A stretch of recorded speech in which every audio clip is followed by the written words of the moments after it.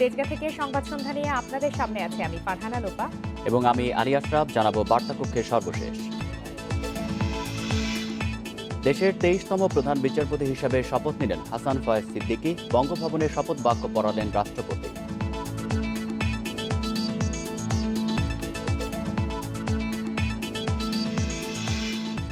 আন্দোলনে ব্যর্থতাই বিএনপির প্রাপ্তি, মন্তব্য কাদেরের। শিগগিরই রাজপথে ফয়সালা, বললেন ফখরুল।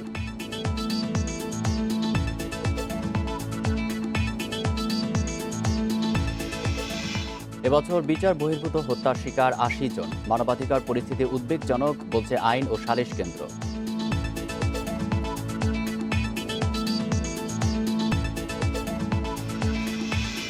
টানা দ্বিতীয় দিন করোনা রোগী শনাক্ত ৫০০-র ওপরে, শনাক্তের হার ২.৭৪%, আরও ২ জনের প্রাণহানি।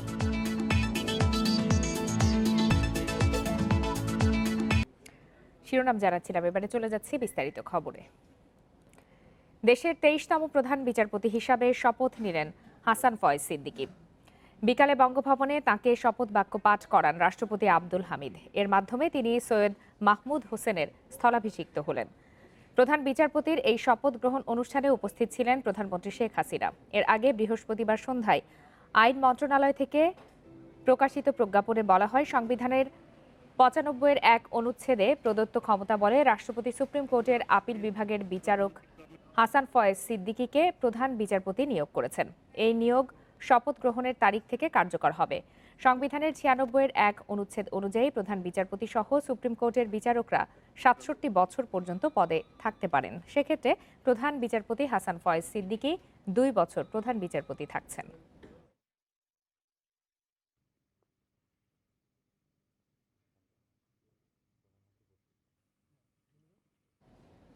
স্বপ্নের পদ্মা সেতু পরিদর্শন করেছেন প্রধানমন্ত্রী শেখ হাসিনা। এ সময় তার সঙ্গে ছিলেন ছোট বোন শেখ রেহানা।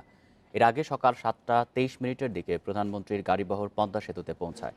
পরে ছোট বোনের সাথে সেতুর ৭ থেকে ১৮ নম্বর পিলার পর্যন্ত প্রায় ২ কিলোমিটার পথ হাঁটেন প্রধানমন্ত্রী।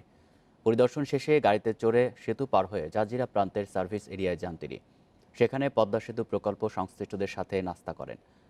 সকাল ১০টায় প্রধানমন্ত্রী গণভবনের উদ্দেশ্যে রওনা হন। পদ্মা সেতু পরিদর্শনের সময় প্রধানমন্ত্রীকে উৎফুল্ল দেখাচ্ছিল বলে জানিয়েছেন সাথে থাকা কর্মকর্তারা।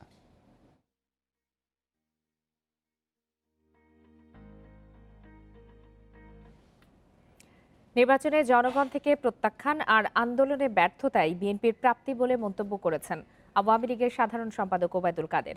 বিএনপি মহাসচিব মির্জা ফখরুল ইসলাম আলমগীর বলেছেন, আন্দোলন বেগবান হচ্ছে, শিগগিরই রাজপথে ফয়সালা। রাজধানীতে আজ পৃথক অনুষ্ঠানে এসব কথা বলেন তারা। গণতন্ত্রের সমস্যার সমাধান হবে না, জনগণের ভোটের অধিকার ফিরে আসবে না। সুষ্ঠু ও নিরপেক্ষ নির্বাচনের দাবিতে এক যুগেরও বেশি সময় ধরে আন্দোলন করছে বিএনপি। দলীয় চেয়ারপারসন খালেদা জিয়ার মুক্তি ও বিদেশে চিকিৎসার দাবিতে নতুন কর্মসূচি পালন করছে দলটি। আওয়ামী লীগের সাধারণ সম্পাদক দাবি করছেন, বিএনপির আন্দোলন বা কর্মসূচি সব ব্যর্থ হয়েছে। আন্দোলনের কথা না বলে বিএনপিকে নির্বাচনমুখী হওয়ারও আহ্বান জানান তিনি। প্রকৃতপক্ষে নেতিবাচক এবং হঠকারী রাজনীতির কারণে দেশের জনগণ তাদের চিনে ফেলেছে। তারা নিজেদের ব্যর্থতার দায়ও সরকার উপর চাপাতে অপচেষ্টা করে। গণতান্ত্রিক পদ্ধতিতে ব্যালটের মাধ্যমে ছাড়া, নির্বাচন ছাড়া সরকার পতনের বা সরকার পরিবর্তনের কোনো বিকল্প নেই। তাই অলিগলি পথে না হেঁটে নির্বাচনমুখী হওয়ার জন্য আমরা বিএনপির প্রতি আহ্বান জানাচ্ছি। বিএনপি মহাসচিব বলছেন, ভোটাধিকার, গণতন্ত্র ও খালেদা জিয়ার মুক্তি এখন বড় চ্যালেঞ্জ। সেই লক্ষ্যে বিএনপি দল গোছানোর পাশাপাশি বৃহত্তর আন্দোলনের প্রস্তুতি নিচ্ছে।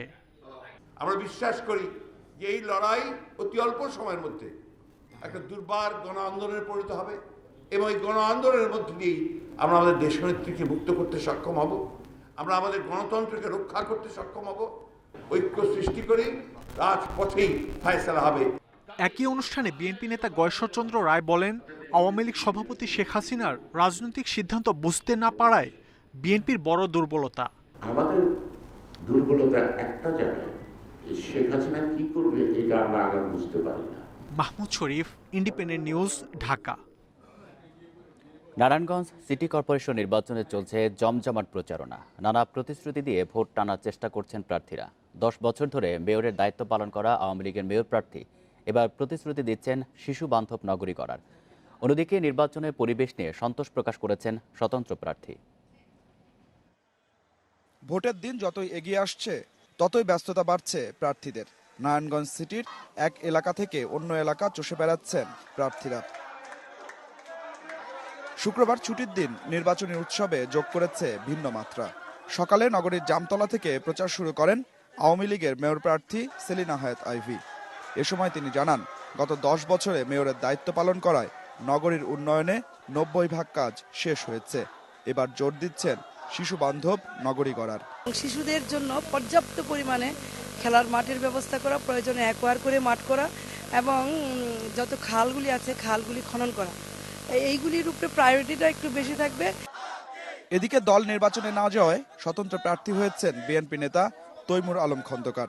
ভোটের মাঠে চালাচ্ছেন জোর প্রচারণা, দিচ্ছেন নানা প্রতিশ্রুতি। নির্বাচনী পরিবেশ নিয়ে অভিযোগ না থাকলেও সব প্রার্থীর জন্য সমান সুযোগ নিশ্চিতের দাবি তার।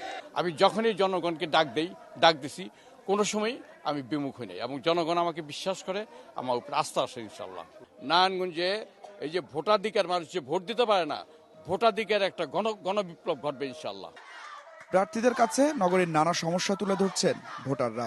আমরা আমাদের প্রথমত সমস্যা হচ্ছে পানির সমস্যা, দ্বিতীয়ত হচ্ছে আমাদের ট্যাক্স অনেক বৃদ্ধি, ট্যাক্সের পরিমাণ কমানো, এরপর আমাদের শহরের আপনার যানজট নিরসন। ভোট অবস্থা একটু খারাপ আছে, তো উনি আশ্বাস দিয়েছে যে কাজ চলতেছে, ওগুলো আমরা সমাধান ইনশাল্লাহ করব। শুধু মেয়র প্রার্থী নয়, ভোটের মাঠে প্রচারে ব্যস্ত কাউন্সিলর প্রার্থীরাও। নারায়ণগঞ্জ সিটি কর্পোরেশন নির্বাচনে ভোট দেবেন 5,17,357 জন ভোটার। তাদের মন জয় করতে মাঠে আছেন 7 জন মেয়র প্রার্থী। এদের মধ্যে এবারও আওয়ামী লীগের মনোনয়ন পেয়েছেন 10 বছর ধরে মেয়র পদে থাকা সেলিনা হায়াত আইভী। অন্যদিকে বিএনপি নেতা তৈমুর আলম খন্দকার হয়েছেন স্বতন্ত্র প্রার্থী। এই দুই হেভিওয়েট প্রার্থীর জন্য এবারের নির্বাচনে হাড্ডাহাড্ডি লড়াইয়ের আভাস দিচ্ছেন এখানকার ভোটাররা।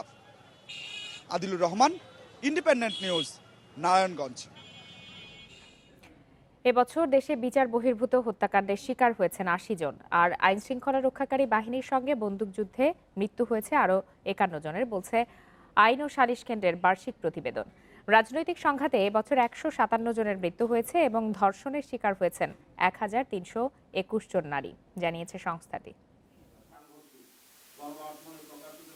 বছরের শেষ দিনে 2021 সালে দেশের মানবাধিকার পরিস্থিতির প্রতিবেদন তুলে ধরে আইন ও সালিশ কেন্দ্র। রাজধানীর ঢাকা রিপোর্টার্স ইউনিটিতে সংবাদ সম্মেলনে সংস্থাটি জানায়, এবছর নির্যাতনে মারা গেছেন 372 জন নারী এবং আত্মহত্যা করেছেন আরও 142 জন। এছাড়া পারিবারিক নির্যাতনের শিকার হন 640 জন, ধর্ষণের শিকার হওয়া 1321 জন নারী ছাড়াও যৌন হয়রানি করা হয় আরও 128 জনকে।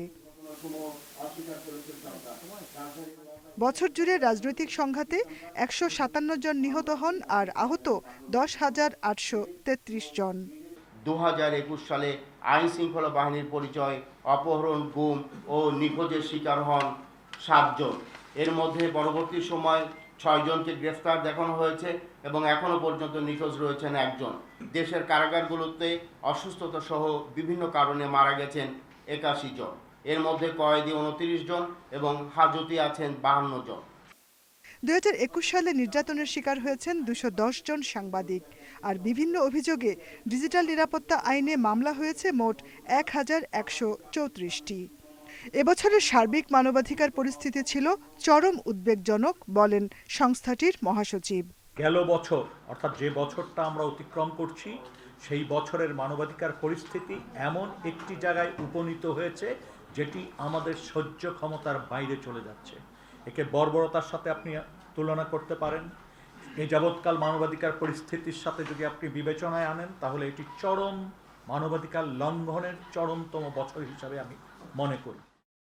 আইনশৃঙ্খলা বাহিনীর বিরুদ্ধে মানবাধিকার লঙ্ঘনের অভিযোগের নিরপেক্ষ তদন্ত সহ বিদ্যমান পরিস্থিতি উন্নয়নে বেশ কিছু পরামর্শও তুলে ধরা হয় সংবাদ সম্মেলনে। Jahanara Parvin, Independent News, Dhaka. দেশে করোনায় আরও 2 জনের মৃত্যু হয়েছে। এর মধ্যে পুরুষ 1 এবং নারী 1 জন। এ নিয়ে মোট প্রাণহানি হল 28,072 জনের।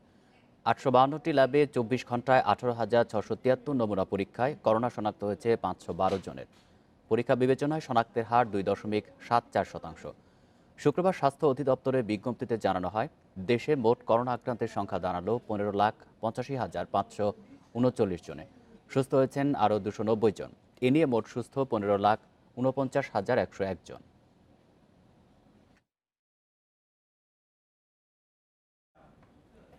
সিরাজগঞ্জের সলঙ্গায় বাস খাদে পড়ে নিহত হয়েছেন 6 জন। এ ঘটনায় আহত হয়েছেন অন্তত 15 জন। দুর্ঘটনায় দুমড়ে মুচড়ে যাওয়া বাসের নিচে চাপা পড়ে একটি ব্যাটারি চালিত ভ্যান। পরে দুর্ঘটনা কবলিত বাসটি উদ্ধার করে ফায়ার সার্ভিস।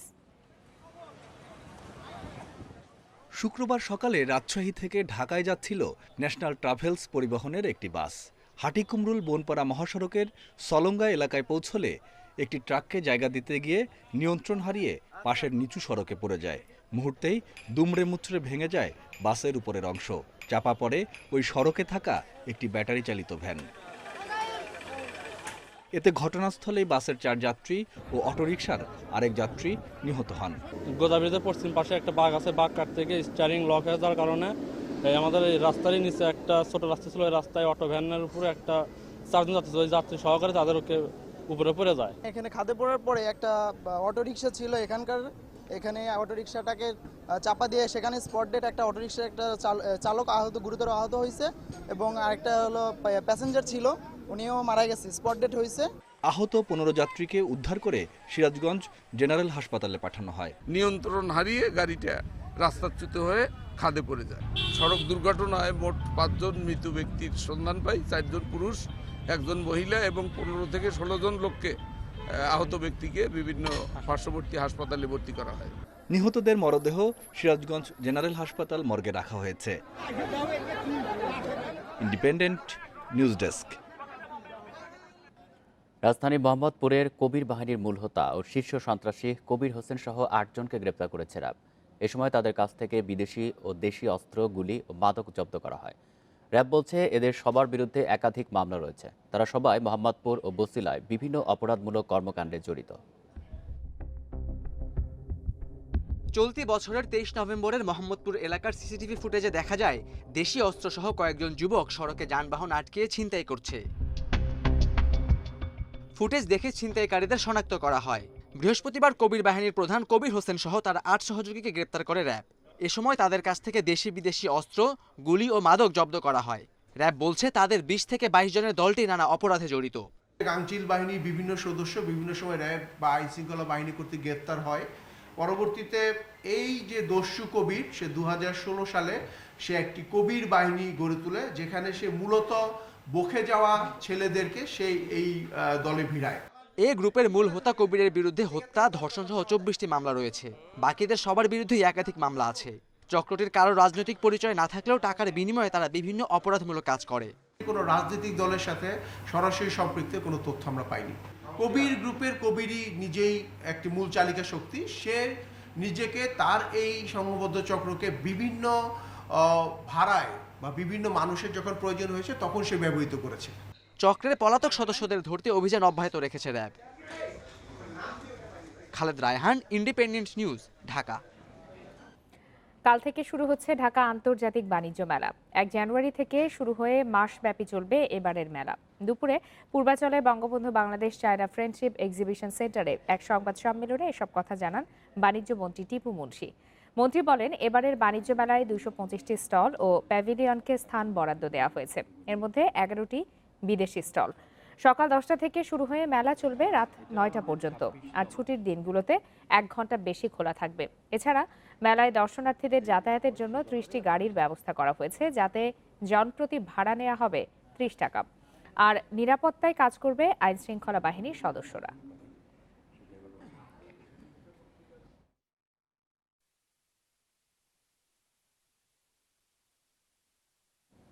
করোনার ধাক্কা সামলে বিদায়ী বছরে ভালোভাবেই ঘুরে দাঁড়িয়েছে দেশের অর্থনীতি।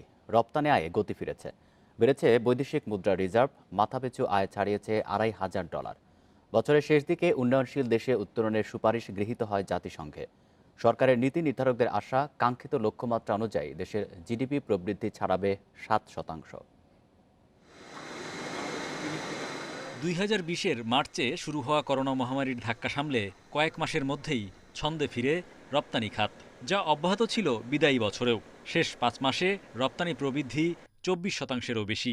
দেশের ইতিহাসে এক মাসে সর্বোচ্চ $472 কোটি রপ্তানি আয় আসে অক্টোবরে। প্রবাসী আয়ে বছরের প্রথম কয়েক মাসে যে গতি ছিল তা কমেছে মে মাসের পর থেকে। যদিও বৈদেশিক ঋণ ছাড়, রপ্তানি ও প্রবাসী আয়ে বিদায়ী বছরে দেশের ইতিহাসে প্রথমবারের মতো বৈদেশিক মুদ্রা রিজার্ভ ছাড়ায় $45 বিলিয়ন। রাজস্ব আদায়ও তুলনামূলক বেড়েছে বিদায়ী বছরে। শেষ 4 মাসে প্রবৃদ্ধি 16%-এরও বেশি। মূলধনী যন্ত্রপাতি, কাঁচামাল ও খাদ্যপণ্য সহ আমদানি সামগ্রিকভাবে বেড়েছে ভোক্তা ব্যয়। ব্যাংক খাতে বেসরকারি ঋণের প্রবাহও বেড়েছে। 2021-এ মাথাপিছু আয় $2,500 ও জিডিপি ছাড়ায় $400 বিলিয়ন। 7.2 আমরা অর্জন করতে পারবো। যেভাবে এগুচ্ছে আমরা বিশ্বাস করি আমাদের প্রায় $47-48 বিলিয়ন এবছর আমাদের এক্সপোর্ট হবে। সার্বিকভাবে আমি মনে করি যে বেশ কয়েকটি ইন্ডিকেটরকে যদি আমি ভালো করে তাকাই তাহলে এটা ভালো করছে এখন আগের চাইতে। গেল নভেম্বরে জাতিসংঘে উন্নয়নশীল দেশে উত্তরণের সুপারিশ গৃহীত হয়, যার মাধ্যমে 2026 সালে চূড়ান্তভাবে স্বল্পোন্নত দেশের তালিকা থেকে বেরিয়ে যাবে বাংলাদেশ। ব্যবসার পরিবেশ ও বিনিয়োগ উন্নয়নে দেশে বিদেশে রোড শো সহ নানামুখী উদ্যোগ ছিল বছর জুড়েই। আপনি যদি এখন আমাকে বলেন যে বিজনেস ক্লাইমেট এখন কেমন, ডেফিনেটলি বেটার। গত 2 বছরের থেকে আমাদের অনেক ইমপ্রুভমেন্ট হয়েছে। আর is there enough? No, not at all. আমাদের প্রচুর রুম ফর ইমপ্রুভমেন্ট আছে। আপনি ট্যাক্সেশন থেকে শুরু করে, লজিস্টিক্স থেকে শুরু করে, কোম্পানি রেজিস্ট্রেশন থেকে সব কিছুতে। দেশের চলমান মেগা প্রকল্পগুলোর বাস্তবায়নে গতি আনার পাশাপাশি বেসরকারি বিনিয়োগ ত্বরান্বিত করলে বাড়বে জিডিপি প্রবৃদ্ধি ও কর্মসংস্থান। নতুন বছরে দেশের কাঙ্ক্ষিত উন্নয়নে এটাই সর্বোচ্চ গুরুত্ব পাবে বলে মনে করেন পর্যবেক্ষকরা। Hari Saha, Independent News, Dhaka. বছরের শেষ দিনেও অস্থির রাজধানীর কাঁচা বাজার। মাত্র 3-4 দিনের ব্যবধানে মুরগির দাম কেজিতে বেড়েছে 30 থেকে 40 টাকা। ক্রেতাদের অভিযোগ 31-এর নানা আয়োজনকে পুঁজি করেই দাম বাড়াচ্ছে ব্যবসায়ীরা। একই সঙ্গে চড়া গরু ও খাসির মাংসের দামও।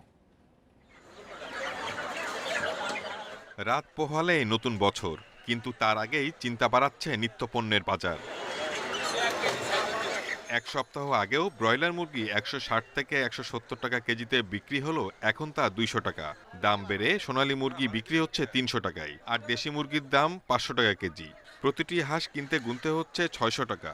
বিক্রেতারা বাড়তি চাহিদার সুযোগ নিচ্ছে বলে অভিযোগ ক্রেতার।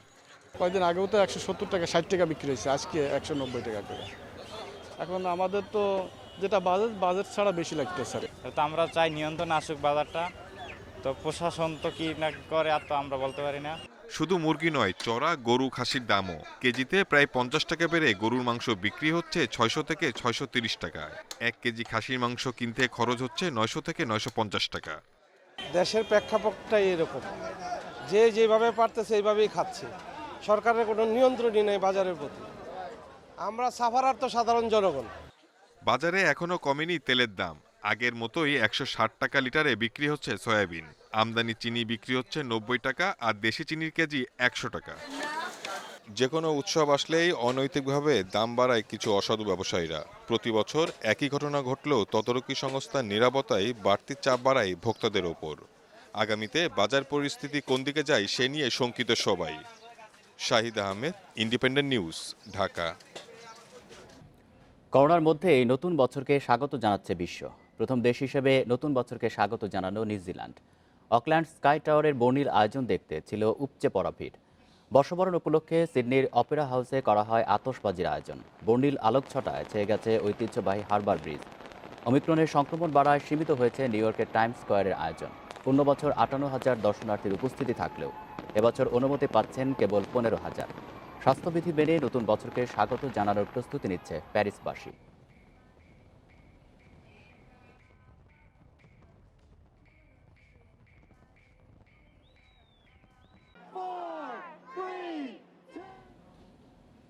নিউজিল্যান্ডে বাংলাদেশের টেস্ট মিশন শুরু কাল। 2 ম্যাচ সিরিজের প্রথম টেস্ট মাউন্ট মঙ্গানুইয়ে। নতুন বছরে ভালো শুরুর প্রত্যাশা মুমিনুলের। পেসারদের পারফরমেন্সে আত্মবিশ্বাসী টেস্ট অধিনায়ক। কন্ডিশন বিবেচনায় একাদশে 3 পেসার খেলানোর ইঙ্গিত হেড কোচ রাসেল ডমিঙ্গোর। বাংলাদেশ সময়ে ভোর 4টায় ম্যাচ শুরু কাল। হতাশার বছর শেষ। নতুন বছরের প্রথম সূর্যোদয়ে রঙিন শুরুর প্রত্যয় বাংলাদেশের। দুঃসময় কাটাতে মুমিনুল ও কোচিং স্টাফ ব্যস্ত পরিকল্পনা সাজাতে। অধিনায়কের গুরুদায়িত্বের সাথে নিজেকে খুঁজে ফেরার লড়াই বাড়িয়েছে চাপ। তবুও ভালো শুরুর প্রত্যাশা মুমিনুলের। শুরুটা ভালো হলে আল্লাহর রহমতে পুরো জিনিসটা সবসময় ভালো ক্যারি করার সম্ভাবনা বেশি থাকে। নিউজিল্যান্ডে অবশ্যই আমাদের জন্য অনেক বেশি চ্যালেঞ্জ থাকবে। ও তাও চ্যালেঞ্জের ভিতরে আপনি আগে থেকে যদি পিছনে চিন্তা করেন অথবা ব্যাকফুট চিন্তা করেন, খারাপ কিছু চিন্তা করেন, তাহলে আমার কাছে মনে হয় কোনোভাবে ভালো ফলাফল আসবে না। যতই চ্যালেঞ্জ থাকুক আপনার সবসময় অপটিমিস্টিক থাকাটাই ইম্পর্টেন্ট আমার কাছে। সাকিব তামিমদের অনুপস্থিতিতে বাড়তি দায়িত্ব তরুণদের ওপর। পুনর্গঠন প্রক্রিয়ায় টপ অর্ডারের প্রতিরোধ বড্ড জরুরি। বোল্ট ওয়াগনারদের পেস বাউন্স সামলে জ্বলে ওঠার সুযোগ জয় সাদমানদের। নতুন মিশনে ক্যাচিং প্র্যাকটিসে বাড়তি মনোযোগ টাইগারদের। পেসারদের পারফরমেন্সও উজ্জীবিত রাখছে অধিনায়ককে। আমাদের যে কটা পেস বোলার আছে, আপনার তাসকিন দেখেন, তাসকিন কিন্তু আপনার লাস্ট যে কটা টেস্ট ম্যাচ খেতে সব কটাতে খুব ভালো বল করেছে। তারপরে এবাদত লাস্ট 2টা টেস্ট ম্যাচে খুবই ভালো বল করেছে। তারপর রাহিও আপনারা জানেন, রাহিও খুব ভালো অবস্থার ভিতরে আছে। তারপর শরীফুল। তা আমি ওদের নিয়ে আমি খুবই কনফিডেন্ট আছি ক্যাপ্টেন হিসেবে। আশা করি আমি আপনারা হয়তো ভালো কিছু দেখতে পারবেন এবার আমাদের পেস বোলারদের কাছ থেকে। কন্ডিশন বিবেচনায় দাপট থাকবে পেসারদের। ম্যাচের আগের দিনও গিবসনের পাঠশালায় লাইন লেন্থ নিয়ে বাড়তি গুরুত্ব শরীফুল, রাহি, তাসকিনদের। পেসারদের আধিক্য নিয়ে একাদশ সাজানোর পরিকল্পনা টাইগারদের। 3 পেসার ও 1 স্পিনার খেলানোর ইঙ্গিত রাসেল ডমিঙ্গোর। পেস বান্ধব উইকেটে খেলা বাংলাদেশের জন্য একটু কঠিন, তবে দলে ভালো পেসার আছে। উইকেট দেখে নির্বাচকদের সাথে আলোচনা করে দল সাজানো হবে। 3 পেসার ও 1 স্পিনার থাকতে পারে। নিউজিল্যান্ডে 32 ম্যাচ খেলে এখনো জয় অধরা বাংলাদেশের। আর টেস্টের সবকটিতে হার। অতীত রেকর্ডের তিক্ততা নিয়ে না ভেবে চাপমুক্ত পারফরমেন্সের লক্ষ্য টাইগারদের। Muhammad Nazim, Independent News. এরপর থাকছে বিজয়ের 50 বছর পূর্তিতে দেশের অর্থনীতিতে বেসরকারি খাতের অবদান নিয়ে ইন্ডিপেন্ডেন্ট টেলিভিশনের বিশেষ আয়োজন উদীয়মান বাংলাদেশ। এর সাথে শেষ করছি আজকের সংবাদ সন্ধ্যা। তলাবিহীন ঝুড়ির তকমা মুছে স্বাধীনতার 50 বছরে উন্নয়নের উদাহরণ এখন বাংলাদেশ। মাথাপিছু আয়, গড় আয়ু, জিডিপিতে পেছনে ফেলেছে অনেক দেশকে। কৃষি, বিদ্যুৎ সহ নানা খাতে এসেছে অভাবনীয় সাফল্য। হচ্ছে পদ্মা সেতু, পারমাণবিক বিদ্যুৎ কেন্দ্র, মেট্রো রেল। উন্নয়নের এই অগ্রযাত্রায় সমান তালে এগিয়েছে বেসরকারি খাতও। গড়ে উঠেছে বিলিয়ন ডলার কোম্পানি। সেখানে কাজ পাচ্ছেন হাজারো কর্মী। বিন্দু থেকে কিভাবে তারা মহিরুহ হয়ে দেশকে তুলে ধরেছে বিশ্ব দরবারে, সে গল্প অনেকের কাছেই বিস্ময়। দেশের তেমনই একটি শিল্প গ্রুপ পার্টেক্স।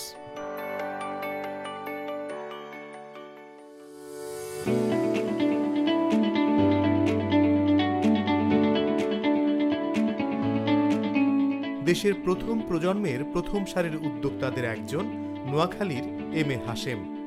5 দশকের অক্লান্ত শ্রমে তিনি গড়ে তোলেন 50টির বেশি শিল্প কারখানা, যেখানে কর্মসংস্থান হয়েছে অন্তত 50,000 মানুষের। শূন্য থেকে শুরু হওয়া এম এ হাশেমের পার্টেক্স গ্রুপের অর্থমূল্য অন্তত 20,000 কোটি টাকা।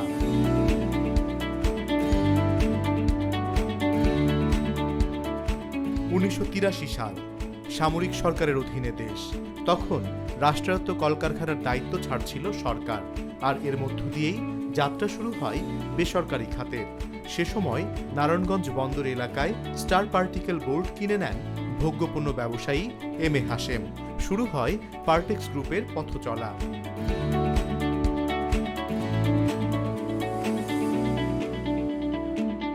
ওনার শুরুটা ছিল একেবারেই খুব হাম্বল ওয়ে, স্মল ওয়েতে, অল্প মূলধন নিয়ে, যেটা উনি ওনার মায়ের কাছ থেকে বা বোনের কাছ থেকে কিছু টাকা নিয়ে ব্যবসা শুরু করেছিলেন।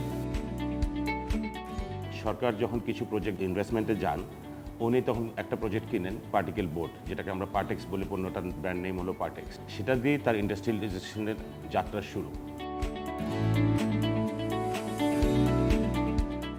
পাটখড়ি থেকে পার্টিকেল বোর্ড তৈরির সেই কারখানায় কর্মী তখন 200-র মতো, আর এখন সেখানে কারখানা ডজনের বেশি। কাজ করছেন 5,000 কর্মী। বছরের টার্নওভার প্রায় 1200 কোটি টাকা। এ সংখ্যাকে আগামীতে তারা নিতে চান 2,000 কোটিতে। মূলধন আছে বা যে টাকা আছে, এই টাকায় আমি আরও 2টা ইন্ডাস্ট্রিতে হাত দিলে ওগুলিকে আমরা সাপোর্ট দিয়ে যেতে পারবো না। উনি বলতো না, don't worry, I will help you, আমি সাপোর্ট করব, যা কিছু করতে আমি করব। এভাবেই দেশ গড়ে উঠবে, এভাবেই একটার পর একটা ইন্ডাস্ট্রি হবে। আমরা না করলে কে করবে? সময় নষ্ট করা যাবে না, ডু ইট। পার্টেক্স গ্রুপের এই অগ্রযাত্রার বড় কারণ আধুনিক প্রযুক্তি ঘনিষ্ঠতা। নতুন প্রযুক্তি আসা মাত্রই বোর্ড তৈরির এই কারখানায় যুক্ত করেছে পার্টেক্স। সময়ের ব্যবধানে হয়ে উঠেছে দেশের অন্যতম ব্র্যান্ড। আমি 83 স্টার্টিং থেকেই এখানে আছি। একটা ফ্যাক্টরি ছিল, এমপ্লয়ি ছিল 300 থেকে 350 এমপ্লয়ি ছিল। এখানে কিন্তু আমাদের প্রায় 5,000 এমপ্লয়ির উপরে আছে। একদিকে উৎপাদন বৃদ্ধি, অন্যদিকে কোয়ালিটি। আমরা যে কোয়ালিটি মেনটেন করি, আমাদের এখানে কোয়ালিটি ডিপার্টমেন্ট আছে। কোনো প্রোডাক্ট কোয়ালিটি না হয়ে এখান থেকে চলে যাবে না। বোর্ড উৎপাদনে তাদের সবশেষ সংযোজন জিপসাম। নারায়ণগঞ্জের কারখানায় অত্যাধুনিক প্রযুক্তিতে তৈরি হচ্ছে এই বোর্ড। দূরদর্শী উদ্যোক্তাদের সব সময়ের চিন্তা নতুন ও আমদানির বিকল্প পণ্য উৎপাদন। দেশে বোতলজাত পানির ব্যবসার শুরুও তার হাতে। তখন অনেকেই এর ভবিষ্যৎ নিয়ে শঙ্কা জানালেও গুণে মানে মামাজ বোতলজাত পানির সবচেয়ে বড় ব্র্যান্ড। এখন এ ব্যবসায় যুক্ত হয়েছে দেশের প্রায় সব বড় শিল্প গ্রুপ। বাবা এসলেন আমেরিকা আমাকে দেখতে। আমি তখনও জানতাম না উনি কী কারণে আমেরিকা এসেছেন। উনি আসলে এসেছিলেন যে একটা ফ্র্যাঞ্চাইজি নিয়ে যাবেন আরসি কোলা, আমেরিকার সাথে একটা ডিল করে। পরবর্তীকালে আমি যখন বাংলাদেশে আসি তখন আমার হাতেই কিন্তু আরসি কোলাটা হয়। উনি বলেছিলেন যে তুমি যখন ছিলা তুমি দায়িত্ব নাও। তখন আরসি কোলা আমরা প্রথমবারের মতো বাংলাদেশে পিইটি বোতলে বাজারজাত করি। পরবর্তীকালে উনি বললেন যে ঠিক আছে, এবার তুমি পানি বাজারজাত করতে হবে। আমিও বুঝে সারিনি যে পানি যে এত বড় ব্যবসা হতে পারে। তো আমরা তখন বাম পানিটা লঞ্চ করি বাংলাদেশ মার্কেটে।